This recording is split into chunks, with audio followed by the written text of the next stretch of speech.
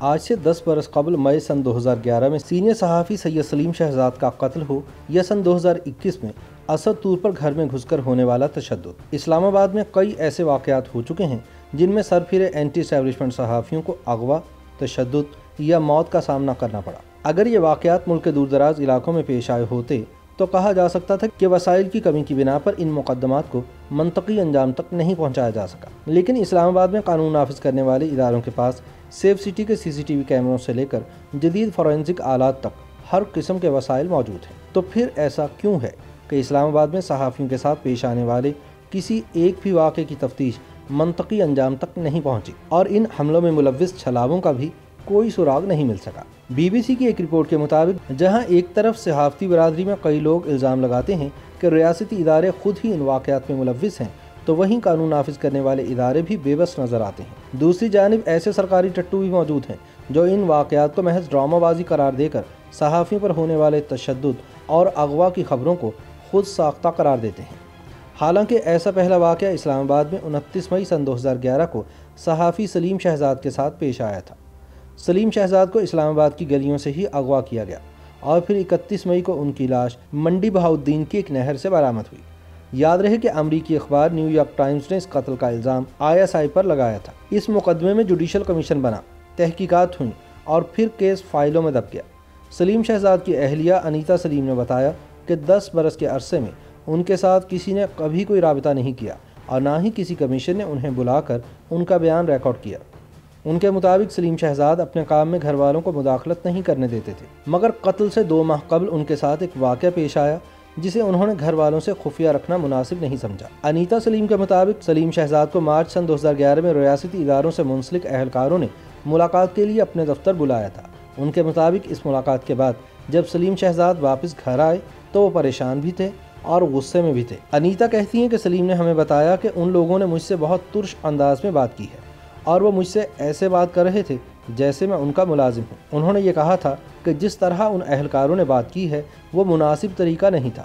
انیتا کے مطابق اس سے قبل بھی سن 2006 میں سلیم شہزاد کو افغانستان کے صوبے ہلمند میں اغوا کیا گیا تھا، مگر جو سن 2011 میں ہوا اس کے بارے میں وہ آج تک کچھ نہیں جان سکی ہیں کہ آخر ایسی کون سی بات تھی جو بات قتل تک جا پہنچی۔ ان کا کہنا ہے کہ سلیم شہزاد جس دہشت گردی سے متعلق خبریں دیتے تھے اور اس پر لکھتے تھے وہ آخر میں خود ہی اس کا نشانہ بن گئے۔ سلیم شہزاد کی بیٹی آمینہ سلیم کے مطابق انہیں آج تک ان کے والد کے قاتلوں کے بارے میں کچھ معلوم نہیں ہو سکا ہے۔ اب تو ایسا لگتا ہے کہ یہ صرف عالمی میڈیا کے چند اداروں کی حد تک ہی رہ گیا ہے، باقی تو کوئی اس قتل کا ذکر تک نہیں کرتا۔ سن 2020 میں صحافیوں کے تحفظ کے لیے کام کرنے والی تنظیم فریڈم نیٹ ورک کی ایک رپورٹ میں اسلام آباد کو صحافیوں کے لیے ملک کا سب سے خطرناک شہر قرار دیا گیا تھا۔ رپورٹ کے مطابق اس سال پورے ملک میں صحافیوں پر ہونے والے پرتشدد واقعات میں سے 1/3 سے زیادہ وفاقی دارالحکومت اسلام آباد میں پیش آئے۔ یاد رہے کہ سینئر صحافی مطیع اللہ جان کو اسلام آباد میں 2 بار نشانہ بنایا گیا۔ پہلی بار موٹر سائیکل پر 2 نامعلوم افراد نے ان کا تعاقب کیا اور ان کے گھر کے قریب ان کی گاڑی کے فرنٹ شیشے پر زور سے اینٹ دے ماری، جس سے شیشے میں تو دراڑیں پڑیں مگر مطیع اللہ جان اپنی فیملی سمیت محفوظ رہے۔ پولیس تحقیقات کے مطابق حملہ آوروں نے مطیع اللہ جان کا تعاقب جناح کنونشن سینٹر کے قریب ڈپلومیٹک انکلیو کے داخلی راستے سے شروع کر دیا تھا۔ اگرچہ ان حملہ آوروں کی حرکات CCTV فوٹیج پر نظر آئیں مگر ابھی تک مطیع اللہ جان اور ان کے خاندان کے کسی فرد کو کچھ نہیں پتا کہ یہ حملہ آور کون تھے اور ان کا کہاں سے تعلق تھا۔ پھر مطیع اللہ جان کو گزشتہ برس ایک سرکاری اسکول کے باہر سے اغوا کیا گیا جہاں وہ اپنی اہلیہ کو چھوڑنے گئے تھے۔ واقعے کی فوٹیج میں دیکھا جا سکتا ہے کہ چند اغواکار پولیس کے یونیفارم میں تھے اور ان کی گاڑیاں بھی پولیس کی گاڑیوں سے ملتی جلتی تھیں۔ واضح رہے کہ مطیع اللہ جان طویل عرصے سے YouTube پر اپنے چینل کے ذریعے رپورٹنگ کر رہے ہیں۔ مطیع اللہ جان کے مطابق ان کے اغواکار تشدد کرتے ہوئے ان سے یہ پوچھتے رہے کہ کیوں ایسی باتیں کرتے ہو، ابھی دیکھ لیتے ہیں، لیکن وہ رات گئے راولپنڈی کے قریب فتح جنگ کے پاس سے مل گئے تھے۔ مطیع اللہ جان کو اغوا کرنے والوں کے چہرے بھی اسکول کے باہر لگے CCTV کیمروں نے اپنی آنکھوں میں محفوظ کیے مگر پولیس ابھی تک ملزمان تک نہیں پہنچ سکی۔ انہوں نے اگلے دن سپریم کورٹ کو اغوا سے متعلق تمام تفصیلات سے آگاہ کیا۔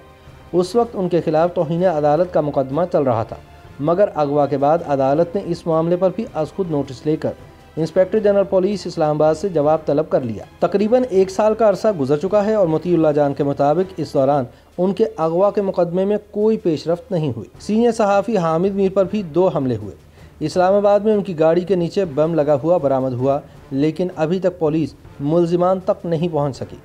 پھر جب ان پر کراچی میں قاتلانہ حملہ ہوا تو انہوں نے اس وقت کے ڈی جی ISI کو قصوروار ٹھہرایا، تاہم ان کے مطابق جوڈیشل کمیشن نے طاقتور ملزم کو سمن جاری کیے، مگر نہ وہ کمیشن کے سامنے پیش ہوئے اور نہ ہی کمیشن انہیں بلا سکا۔ حامد میر کے خیال میں جب کسی صحافی پر حملہ ہوتا ہے تو اسے پہلے الیکٹرانک چالان بھیجے جاتے ہیں، جو واضح پیغام ہوتا ہے کہ اس صحافی کی نگرانی کی جا رہی ہے۔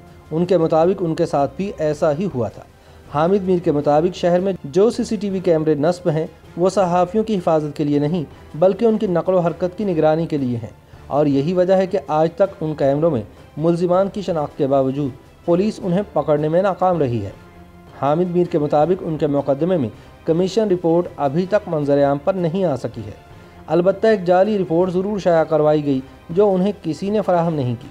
ان کے مطابق تفتیش کے دوران جوڈیشل کمیشن کے تینوں اراکین ان سے بار بار پوچھتے رہے کہ کیا آپ ابھی بھی اپنے موقف پر قائم ہیں۔ حامد میر کے مطابق ان کے مقدمے میں تحقیقات کو آگے نہ بڑھانے میں تمام ریاستی مشینری رکاوٹ بنی ہوئی ہے۔ مسلم لیگ نون کے دور میں ابصار عالم چیئرمین پیمرا رہ چکے ہیں اور بطور صحافی متعدد اداروں کے ساتھ کام کر چکے ہیں۔ انہوں نے بتایا کہ انہیں گولی مارنے کے واقعے سے قبل ان کی نگرانی کی جاتی رہی، جس کے حوالے سے انہوں نے ٹویٹ بھی کیے۔ ان کے مطابق حملہ آور CCTV فوٹیج میں دیکھے جا سکتے ہیں اور پولیس نے انہیں یہی بتایا ہے کہ نادرا کو یہ فوٹیج بھیج دی گئی ہے اور جیو فینسنگ بھی کی جا رہی ہے۔ پولیس کے مطابق جب ان کے پاس شواہد آئیں گے تو پھر وہ کسی کو نامزد بھی کریں گے۔ سابق وزیر اعظم نواز شریف کے دور میں بھی واقعات ہوئے، مگر اب وہ بھی ان صحافیوں کے لیے خود انصاف کے لیے آواز اٹھاتے نظر آتے ہیں۔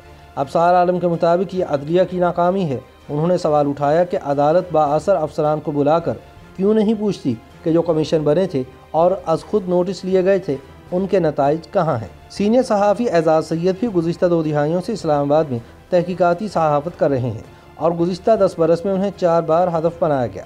2 بار ان کے گھر پر حملے ہوئے، جس میں ایک بار ان کی گاڑی کو نقصان پہنچایا گیا اور دوسری بار گیٹ پر 6 گولیاں چلائی گئی۔ اعزاز سید کو ایک بار لہتار روڈ پر تشدد کا نشانہ بنایا گیا، جبکہ سن 2017 میں انہیں چند نامعلوم افراد نے اسلام آباد کے پارک روڈ سے اغوا کرنے کی کوشش کی۔ اعزاز نے 4 واقعات کی رپورٹ پولیس کو کی، مگر 2 واقعات میں پولیس نے FIR تک ہی درج نہیں کی۔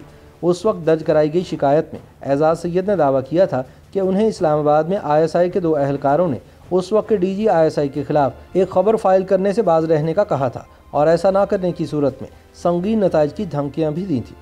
جب اعزاز سید سے پوچھا گیا کہ ان 4 مقدمات میں کیا پیش رفت ہوئی تو انہوں نے بتایا کہ پولیس کسی ایک بھی مقدمے کو منطقی انجام تک پہنچانے میں کامیاب نہیں ہوئی۔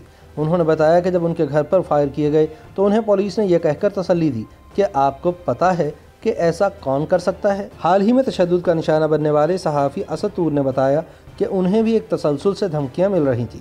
ان کے مطابق خفیہ ایجنسی کے ایک افسر ان کے آبائی گھر پہنچ گئے اور ان کے والدین سے کہا کہ وہ اسد طور کو سمجھائیں۔ اسد طور کے مطابق ان کے خلاف مختلف مقدمات بھی درج کروائے گئے اور سنگین نتائج کے لیے تیار رہنے کے پیغامات بھی بھیجے گئے۔ اسد کے مطابق انہیں یہ اطلاعات بھی موصول ہوئیں کہ ان کا نام اس فہرست میں شامل ہے کہ اگر انہوں نے زبان بندی نہ کی تو پھر کچھ برا بھی ہو سکتا ہے۔ اسد کے مطابق ان کے ذہن میں یہ خیال آیا کہ چونکہ ان کے خلاف مقدمات درج ہو گئے اور انہیں نجی TV چینل سے ملازمت سے بھی برطرف کر دیا گیا تو شاید جو کچھ برا ہونا تھا وہ ہو چکا، مگر ان کے اندازے غلط ثابت ہوئے۔